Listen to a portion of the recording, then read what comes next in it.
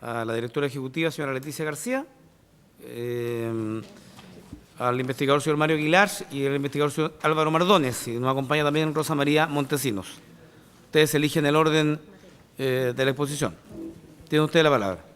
El estudio en realidad es bastante contundente para demostrar que en 10 de los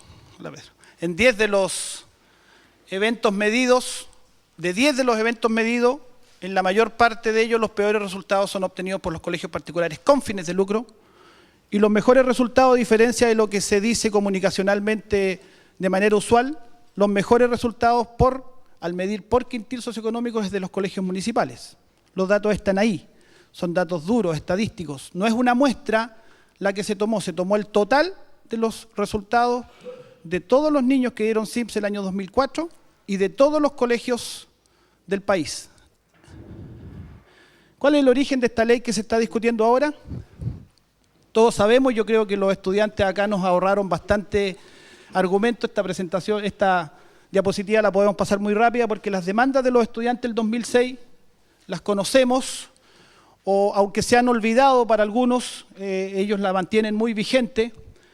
Hablaban de derogar la LOCE, fortalecer la educación pública, cambiar las atribuciones del Mineduc, acabar con la municipalización, redefinir el rol del Estado, terminar con el lucro de privados, con recursos públicos, liberar la educación de la dictadura del mercado, acabar con la discriminación y segmentación de estudiantes, revisar la jornada escolar completa, promover reformas curriculares, mejorar las condiciones para aprender y para enseñar, entre otros. Lo que nos han mostrado aquí tan contundentemente los estudiantes presentes. Esto está tomado de sus demandas, no son frases que las sacamos al voleo, son todas frases textuales de distintos discursos de los voceros estudiantiles de 2006, de sus pancartas en las tomas de los colegios, de sus documentos, de sus resoluciones de los congresos. ¿Y qué pasó el 2006?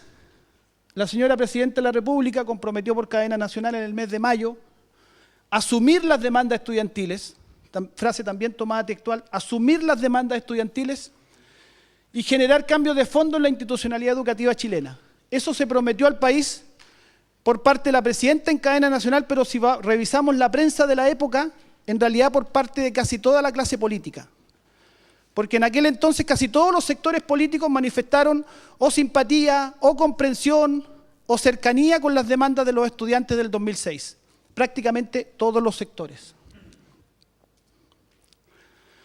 Entonces la pregunta que cabe hacerse hoy día es si cumple el proyecto de Ley General de Educación con dicho compromiso de la clase política con la sociedad chilena, en especial con los jóvenes. Ese compromiso fue un compromiso fundamentalmente que se hizo frente a las nuevas generaciones. Vamos a tomar algunos diagnósticos que existen sobre la educación chilena, que nos sirven como insumo para la conclusión final. ¿Qué dice la OCDE? Que es un organismo internacional bastante defensor del modelo de mercado. Yo creo que ustedes deben conocer los estudios y sobre todo ese famoso estudio del año 2004 que es bastante conocido, que vino a estudiar, el estudio se llama Revisión de Políticas Nacionales de Educación Chile 2004. Se cita mucho este estudio.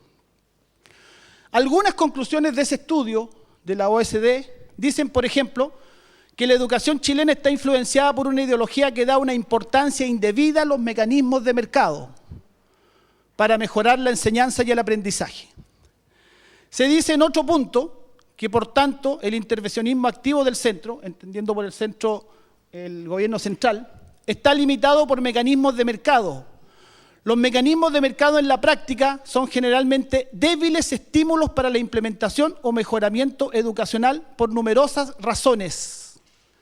La más importante de ellas es que en el sistema hay una capacidad inadecuada de respuesta a los estímulos del mercado para producir un mejor aprendizaje estudiantil. En su página 290, el OCDE. Organismo pro mercado, organismo pro defensor del modelo. El modelo implementado desde los años 80 es un modelo de competencia. Supone que el sistema mejorará por efecto de la competencia entre alumnos, padres, profesores y escuelas. Y finalmente, en la cita que hemos tomado, dice: el sistema de mercado puede haber tenido efectos positivos sobre las condiciones de administración de las escuelas, pero no tiene efectos sobre la calidad y la equidad. Lo dice la OCDE. Tomamos otro estudio, o un informe más bien, del Banco Mundial en el año 2006, que elaboró un informe denominado El diseño institucional de un sistema efectivo de aseguramiento de la calidad de la educación en Chile, una delegación del Banco Mundial. Si no tienen esos estudios o informes, se los podemos hacer llegar. Dividió 4 tipos de sistemas de administración o papel que juega el gobierno central para administrar la educación. Desde un sistema donde el papel del gobierno central es muy débil, al cual denominó sistema de marco general, y donde catalogó a Chile como representante de ese modelo, y luego, crecientemente, hacia sistemas más dirigistas, contratos por calidad, como por ejemplo ocurre en Nueva Zelanda, instrucción diferenciada, como por ejemplo ocurre en el Reino Unido, Finlandia o Estados Unidos, o instrucción dirigida donde el papel del Estado central es muy fuerte, como por ejemplo Corea. ¿Qué dice este informe del Banco Mundial? Define los sistemas de marco general donde el papel del gobierno central es básicamente 3. Establece estándares mínimos de operación y comunica esos resultados. Financia escuelas en base a cantidad de alumnos y divulga información sobre la calidad de los establecimientos para facilitar elección de escuelas. Tomado textual del informe. El Banco Mundial, esta delegación del Banco Mundial define que esas es más o menos las características de un sistema de marco general, como el de Chile. Y dice finalmente en ese informe que no existen países ejemplares que hayan optado por la visión de marco general, lo que insinúa la necesidad de replantear la visión actual del sistema educativo en Chile. Ese informe del Banco Mundial, no es un organismo que propone modificaciones revolucionarias a los modelos económicos de los países, más bien lo contrario. Señala que no hay países que tengan el modelo chileno, no hay países que muestren éxitos con modelos como el chileno, y que por lo tanto ese informe plantea que se insinúa en Chile la necesidad de replantear la visión actual del sistema educativo. Banco Mundial. Tomemos otros datos, por ejemplo, la matrícula pública o privada en distintos países vinculados a la OCDE. Canadá tiene un 100% matrícula pública y un 0% privada. Y así siguiendo, Turquía 98, Irlanda 98, Grecia 95. Ahí está la tradición europea, que es la tradición educativa más exitosa, entre paréntesis, digámoslo. La tradición educativa europea es por lejos la más citada, la más estudiada y la considerada con mayor éxito en términos de objetivos educacionales integrales, integración social, promoción, formación ciudadana, formación para el mundo económico, etc. Y así siguiendo va bajando, llegando a los países con menos matrícula pública, que son Bélgica y los Países Bajos, pero donde se debe hacer la salvedad, porque en el debate se ha señalado a esos países como ejemplos de modelos similares al chileno, es decir, con gran participación de los privados, pero eso no es así, ese dato es incorrecto.